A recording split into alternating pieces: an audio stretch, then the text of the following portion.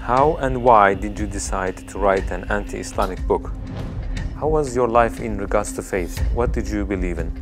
What was your heaviest and most regretful expression that you used for Islam? What was the reaction of the people around you when you became Muslim? I thought to myself, Islam is a lie. Islam is a danger. I got over 2,000 death threats.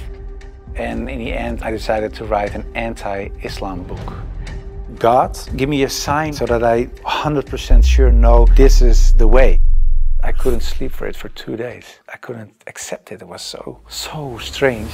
Assalamu alaikum, Brother Joram Van Klavaren. Thank you for accepting our invitation, and we are happy to have you with us. I want to first ask you, who is Joram? Wa alaikum salam, Ahmed. Thank you very much for the invitation. It's a great honor for me to be here. Joram van Klavaren was born on January 23 in 1979 in Amsterdam, in a pretty regular family: father, mother, brother, another brother, younger, a sister, a cat. In Amsterdam, I was born and raised there. We're a practicing Protestant family. After I finished high school, I studied comparative religion. I was a teacher for a few years. There happened a lot of things in the Netherlands, especially in my life. Also, when I look at the bigger picture when it came to Islam, I became politically active for the Freedom Party. I became a member of parliament. And in the end, I decided to write an anti-Islam book, which started as an anti-Islam book, changed into this search for God, and it ended up me becoming a Muslim. How was your life in regards to faith? What did you believe in? Before I was a Muslim, I was a Protestant Christian from the Reformed Church. We read from the Bible, we all got biblical names, we were all baptized, we went to church, etc., etc. So we're pretty Christian in that way, in that sense. Of course, I believed that there is a creator, I believed in heaven, hell, I believed in angels, revelations, and of course what separates the Christians from the Muslims is that I believe that Jesus Christ was the Son of God. In a more philosophical way, I believed he was God himself, of course. I believed in the resurrection and crucifixion of Christ, of course. And I believed in the atonement. But because the Trinity is a very complex concept, whether you believe it or not, it's still very complex. Because if there is a God in the Bible, it says God is eternal. But if you are eternal and you die, you cannot be eternal, immortal at the same time. So that was something when I was a little older, 16, 17, I started questioning things like that. It's not very logical. I talked to many priests, preachers, even rabbis, and the answers I got weren't very satisfying. That made it for me kind of complex, and in the end I had some doubts about stuff like this, but I said, well, I set it aside and I thought, okay, I just believe it, and perhaps I'm not smart enough to get the whole picture. And I still believed in God. I still believed that Jesus was a very important person. I believed he was the Son of God, but how it exactly was, I left it for what it was. How and why did you decide to write an anti-Islamic book? After high school, I went to university and I did comparative religion. And the remarkable thing, I think, was that the first day of me going to college was September 11, 2001. Already thought, okay, these Muslim guys are kind of crazy and this religion isn't the truth. Then a few years later was this guy in the Netherlands called Theo van Gogh. He was a famous filmmaker and he was killed in the street. He was shot and they tried to slit his throat and they put a knife in his stomach with a letter on it for another girl, Ayaan Hirsi Ali, and it said, "You are next." So it strengthened my anti-Islam feelings in such a way that I thought, well, I have to become politically active to do something and stop this evil of harming our country. You started politics because of Islam? Yeah, and that really had to do with Islam. That was the reason that I wanted to write a book, to explain to people why Islam was a danger for the world. When I was writing my book, like I said earlier, the questions, the doubts I had about Christianity popped up again. And that was about truth, of course, because I was a believing Christian guy. And yeah, the Christian questions I had, in the end, were answered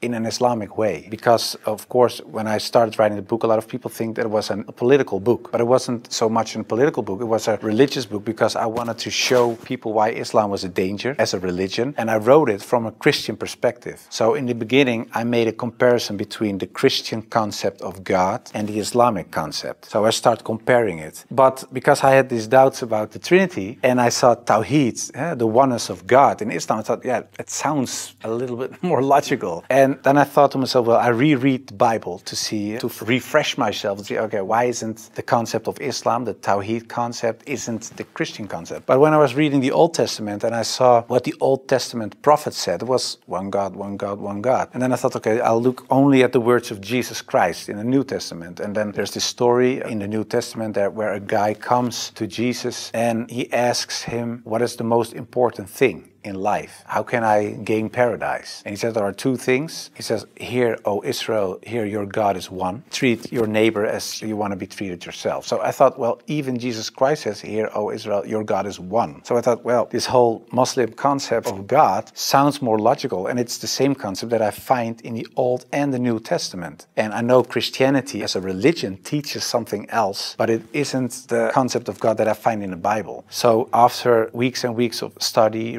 rereading all kinds of books, I thought to myself, okay, perhaps this oneness of God is something that is true. So that's how it started. What resources did you use while doing your research? Because I was kind of shocked, I started writing to several authorities on these religious matters. And one of the guys that I wrote to was Sheikh Abdul Hakim Murad, and he's a professor from Cambridge University. But in a way it was kind of strange, of course, because I was a politician back then still. I was writing an anti-Islam book with an anti-Islam purpose. And I'm asking this Muslim professor from another country, can you help me? So I told him, I'm writing a book. I have a lot of questions. So I was very plain why I thought, why is Islam promoting terrorism? Why is anti-woman? Why is anti-Christian? Anti-whatever. After, I think, 6 weeks, he sent me a very extensive email. And he started explaining, directly answered a lot of my questions. But he also told me, you have to read this article, read this book, read that book, ask this person. And so he was very extensive in his way of explaining. But in the end, after I read all these books and articles and made a comparison between prophets from the Old Testament with Muhammad, peace and blessings be upon him, I had no arguments anymore to say they are prophets and he is not. And I thought to myself, well, if I accept Moses on these grounds and I cannot accept the prophet, then there is something else. So I thought, why don't I think he is a prophet? And I thought, oh, perhaps because he had many wives. But then again, when you look at Solomon or you look at King David, Abraham, there are a lot of people in the Old Testament that had more wives. And when you look at even outside of the religious books, culturally in Europe, in Africa, Asia, everywhere, there were men with several wives for several reasons. So I thought to myself, well, that cannot be a reason either. So one by one, all these reasons fell. And in the end, I thought, well, I have to say all of them are not prophets. But I didn't believe that because I thought, well, the things they did, they said, the miracles that happened, etc., they were confirmed in what they said and what they did. So they are. And then I said, well, then I have to accept that Prophet Muhammad perhaps is a prophet too. So I was doubting it. So first I thought, well, it's the most evil person I know because of the history. Then I said, well, perhaps it's not that evil, but he's not a prophet. And in the end I started doubting, perhaps he is a prophet. Yeah, that took, of course, me reading a lot of books again. And the one thing that I think was very wise of Abdul Hakim Murad to say was, he said, well, the books you read about with the anti-Islam arguments are written by non-Muslims. He said, if you want to know more about Christianity, you don't read books from atheists. You start reading the books from the Christians. Why do they believe this? What are the arguments? So that you have to do the same with Islam. So start reading Islamic books from Islamic teachers, from Islamic scholars, etc. And then you can see, if you compare the books on the same topic of people who are Muslim and wrote those books and non-Muslim, you can see where they took the wrong turn, where they translated words in the wrong way, sometimes perhaps even not on purpose, but just because they didn't know, where things are added, where things left out of it. So, and in the end, you see there's this other religion almost created because of all these things. And that's what I did. And that's what I also did with the life of the Prophet, because I read a book from Martin Links, The Life of the Prophet, based on the earliest source of Muhammad. And it was written, of course, by a convert. And his way of reasoning, his way of telling, his way of writing appealed to me because it's culturally the same thing. How do I approach a certain topic, etc. And it was the first time that I saw him not so much as a warlord, because that's the picture I had in my mind, but I saw him as a father, and I saw him as a friend and a teacher, and so much more. And so, yeah, I saw the person and his character, and I said, well, I can say a lot, but I cannot say that this is not a good man. So his character persuaded me to read more and to want to know more.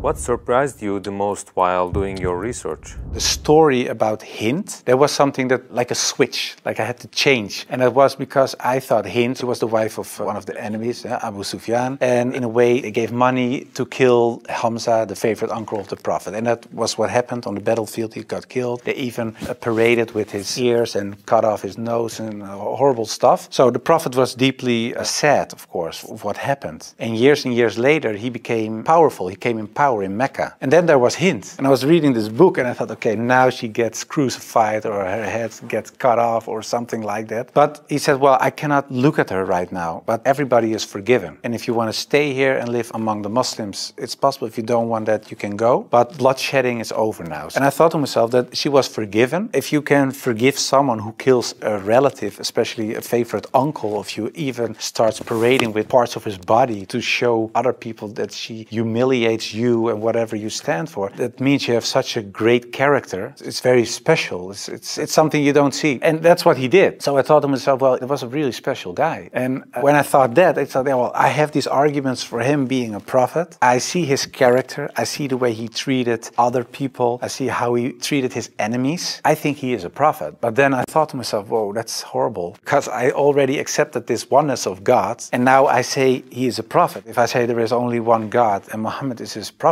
that's almost Shahada. So I thought to myself, okay, let's close the books. Stop. This is going in the wrong direction. And of course, I wasn't that anti-Islam anymore because of what I read, what I saw, and what I experienced. What I tell you now, it sounds a little like a fairy tale, but it really happened. In the end, there were all these books at the table. And when I had this feeling of, yeah, okay, this is Shahada in a way, I thought, well, I put all the books away and I put the books on the highest shelf. But there were so many books that a lot of books fell off the shelf. And one of the books that fell off the shelf was the Quran. And when I picked it up, my hand was on a page with Surah 22, Ayat 46. And it says, it's not the eyes that are blind, but the hearts.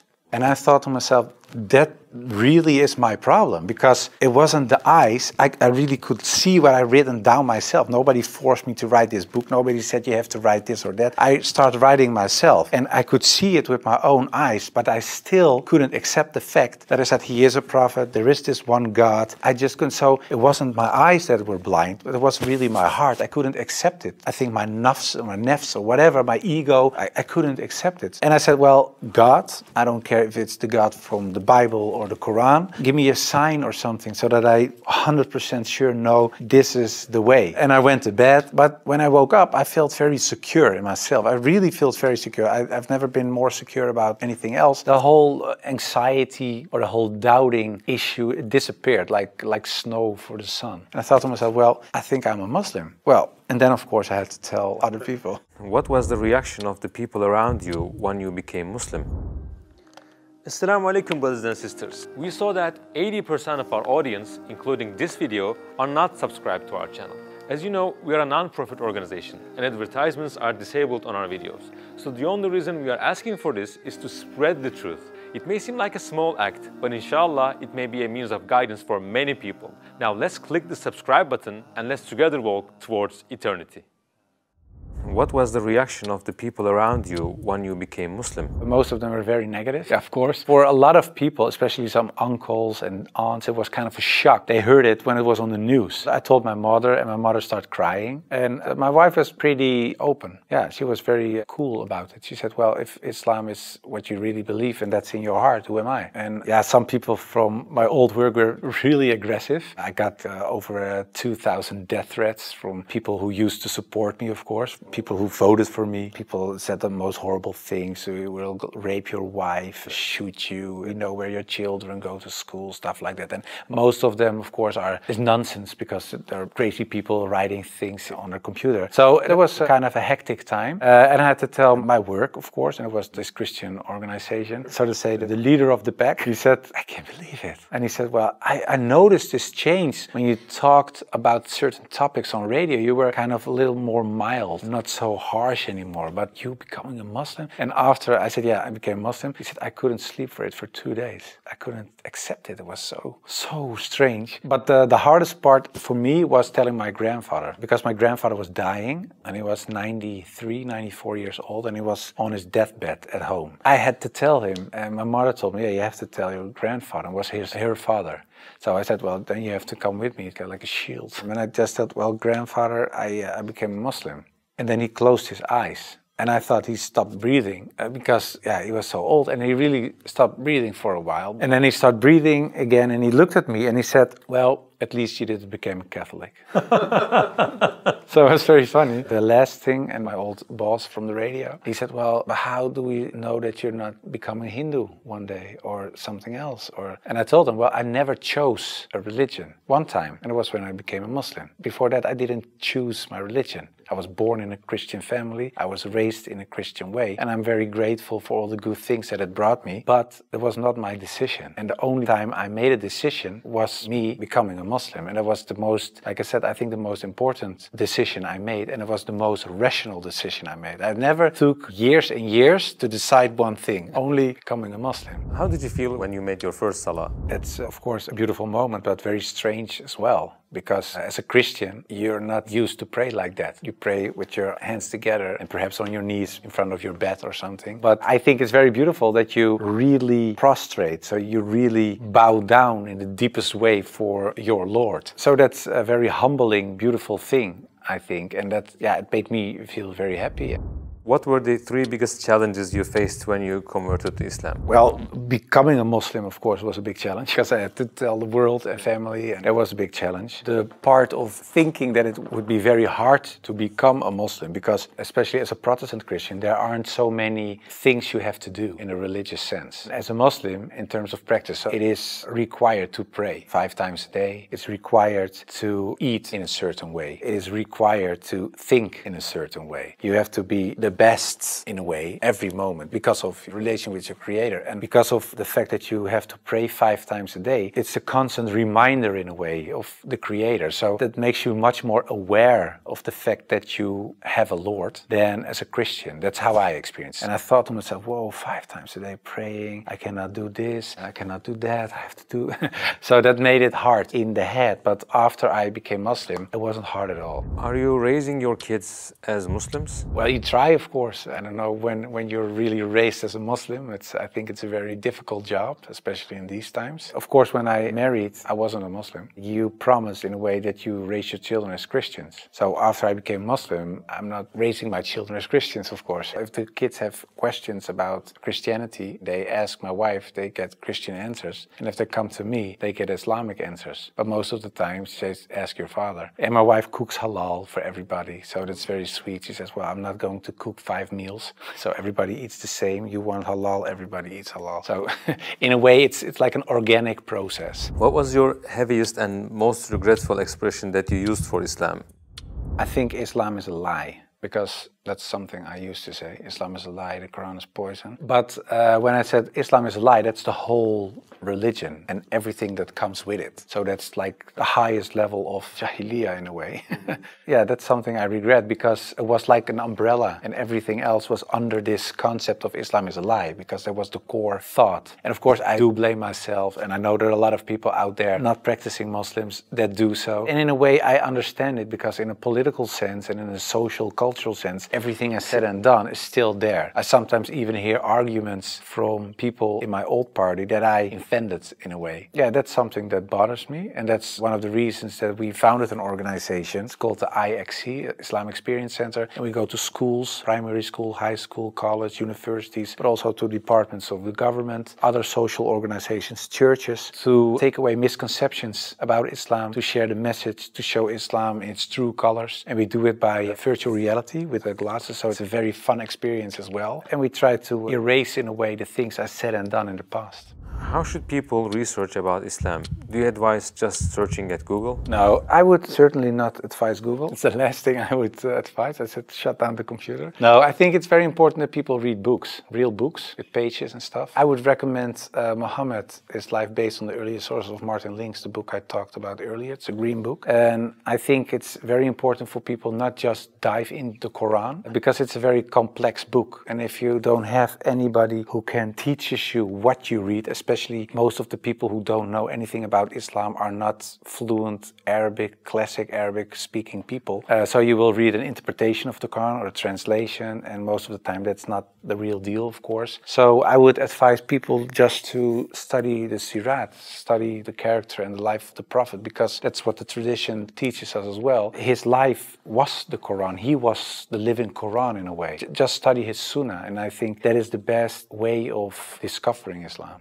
What would you like to say as your final comments? I became much more happy after I became Muslim. So I would like to invite everybody to become Muslim, just because it brings peace to your soul and peace to your heart. It is the truth. It resonates with heart and soul. At least look at it from an Islamic perspective. Try to read and study the life of the Prophet. Try to understand what the Muslims believe. Not so much the behavior of Muslims, because there are a lot of Muslims that don't live like Muslims, including myself. I don't always live like a Muslim. I should, we all do, but you should look at the example of all examples, and it was the Prophet. And if you study his life, perhaps you find guidance that leads you to the truth.